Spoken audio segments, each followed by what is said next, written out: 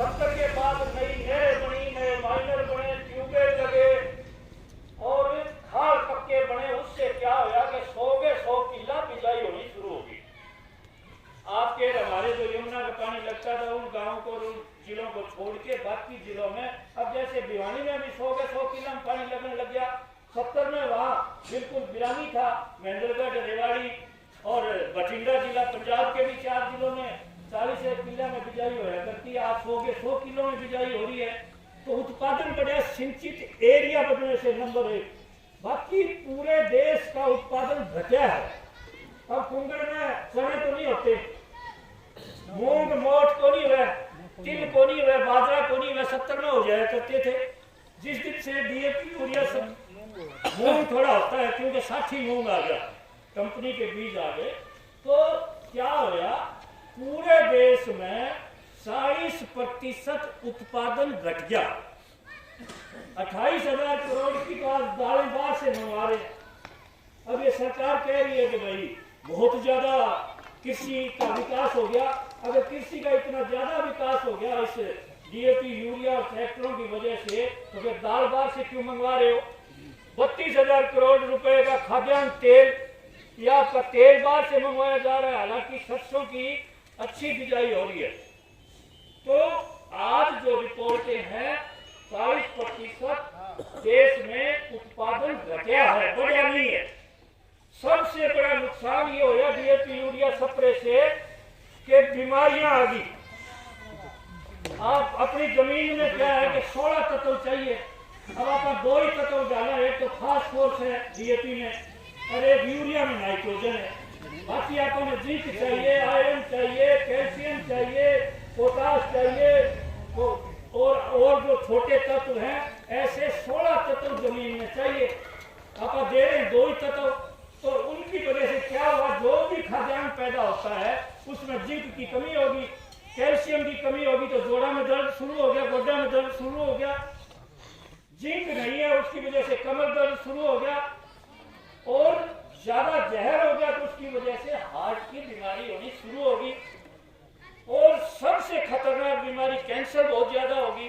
भाई जोगिंदर तालू ग्राम स्वराज किसान मोर्चा के अध्यक्ष से ये बैठे, तालू गांव आपका गुवांडी गांव है, 200 आदमी की रिपोर्ट है कि पिछले 4-5 साल में कैंसर से मर गए। करीब 170-75 लोग अब भी कैंसर के मरीज हैं। हमारा ग्राम स्वराज किसान मोर्चा का ये कहना है इन नेताओं से कि अगर आप कहते हो कि विकास कर लिया तो फिर इन बीमारियों का इलाज क्या है बताओ, कोई जिक्र नहीं करता। एक और याद दिलाऊं, जब डीएपी यूरिया स्प्रे हुई थी, जब आपने घर में सोना चांदी होया करता बहुत ज्यादा, तारा भी कुआ होगा, हमारा भी कुएं होया करते, जब बहुवार बेटियां पंगत लाग के लाजा करती, पानी लेने जाया करती, पीली होया करती सोने से और जन्नाट बाजा करता। बहुत ज्यादा सोना चांदी की कीमत थी और आम घर में गरीब से गरीब घर में 10-20 तोला सोना घड़ी घड़ी चांदी होया करती। और अब तो अपन विकास कर लिया, खेती में बहुत ज्यादा आमदनी हो गई, तो सोने चांदी 4 गुना बढ़ने का बढ़ गया होगा घरों में। अगर नहीं है तो फिर ये नेता लोग झूठ बोलते हैं, हमारे साथ ठगी है, बेईमानी है और हमने इस पर विचार करना है। अगर हम लोग तरक्की करते, हमारा यह विकास होता, आमदनी बढ़ती, तो हमारे घरों में जो सोना चांदी था वो बढ़ता। नंबर 1। नंबर 2, उस समय कोई भी कर्जदार नहीं था बैंक का, कोई भाईचारे में आपस में ले लिया करता था। बहियां तो पहले छोटूराम ने खत्म कर दी थी। तो इस खेती आने के बाद अब बुरा मत मानना, कोई बचा है कर्जे से। अब ये लोग कह रहे हैं हमने बहुत आमदनी कर ली, 100 एकड़ का मालिक भी ट्रैक्टर तो कर्जा लेके जाएगा, क्योंकि नगद ट्रैक्टर को जाने की क्षमता रखता है क्या? कोई गांव में 5-7-10 किसान होंगे जो नगद ले आते हैं, बाकी जो सब कर्जा लेके जाएंगे, लगाएंगे तो कर्जा लेके लगाएंगे। अब अगर हमारी तरक्की होती, हमारी खेती में विकास होता, तो फिर कर्जा लेने की नौबत क्यों? और हमारा ये कहना है नेताओं को कि भाई 2 तरह की समस्या है जिस पर आप जिक्र नहीं कर रहे हो। एक तो ये कर्जा क्यों बढ़ रहा है, दूसरा ये बीमारी क्यों बढ़ रही है, इस बीमारी का इलाज कोई है ही नहीं। एक और पढ़े लिखे भी बैठे हैं, ये जितनी भी अंग्रेजी दवाइयां बनती है ना, ये अंग्रेजी दवाइयां बनाने वाली कंपनियां अपना जो शोध पत्र बनाती है, जो दवाई बनाती है ना, उसमें वो लिखती है कि मैनेजमेंट ऑफ द डिजीज, यानी कि बीमारी का प्रबंध किया जा रहा है, बीमारियों का। ये नहीं लिखा जाता उस पर कि बीमारी खत्म करने की दवाई है। ट्रीटमेंट ऑफ द डिजीज नहीं लिखा होता, क्योंकि वो बीमारी का इलाज की दवाई, अंग्रेजी दवाई बनाती नहीं। ये रिकॉर्ड की बात कह रहा हूं मैं, ये रिकॉर्ड की बात है। कोई भी अंग्रेजी दवाई बनाने वाली कंपनी ये नहीं बनाती कि भाई हम इस बीमारी का इलाज करें, वो तुक्का लगाते हैं, एक मैनेजमेंट करते हैं कि ये चीज बना लो, इससे अगर ये ठीक हो जाती है तो ठीक है, नहीं अगला करेंगे, अगली दवाई बनाएंगे। और पहले ही वो जो दवाई बनती है उसके 5 तरह के साइड इफेक्ट उनको पता होंगे, लीवर पे और गुर्दों पे, अब वो साइड इफेक्ट की दवाई और बना लेते हैं। ये चर्चा का विषय है, ये जानकारी का विषय है। इस पर कोई भी राजनीतिक पार्टी जिक्र नहीं करती कि अगर तुमने विकास कर लिया तो ये इतना बड़ा बम्पर शुगर क्यों बढ़ रही है। आज 40 से नीचे, 40 साल की उम्र से नीचे पटौदी गांव में पिछले 5-6 महीने में 5 नौजवान का हार्ट अटैक हो गया। कार्डियोलिस्ट जो दुनिया में माने जाने हार्ट के पेशेंट के आपके डॉक्टर हैं, वो बोलते बोलते उनका हार्ट अटैक हो रहा है। अच्छे अच्छे खिलाड़ियों का हार्ट अटैक हो रहा है। रोजाना सैकड़ों लोग एक ब्लॉक में हार्ट अटैक से मर रहे हैं, और ये किसी भी राजनीतिक पार्टी का लीडर चर्चा नहीं करता। बकवास करते जा रहे हैं कि हम ये विकास कर रहे हैं, ये बना रहे हैं, ये बना रहे हैं, ये कर रहे हैं। अब मुद्दा ये है, अब पता है एक बात और, मैं ज्यादा लंबा नहीं बोलूंगा क्योंकि कर्जा तो देखो जी दिया नहीं जा सकेगा, ये तो आप भूल जाएं। क्योंकि कर्जा तो इसलिए नहीं दिया जा सकेगा कि हमारे जो खर्चे लगते हैं उतना हमें भाव नहीं मिलता। कर्जा तो माफ करना पड़ेगा। जब माफ करने की बात करते हैं तो सारा देश नाचने लग जाता है, विशेष रूप से पढ़े लिखे लोग का देश कैसे चलेगा। अब एक आदमी का भी पीछे ही जी टीवी का मालिक है जो सुभाष चंद्र अपने हिसाब के ये गोयनका के बेटे, उनका भी 8,000 करोड़ माफ कर दिया एक ही आदमी का।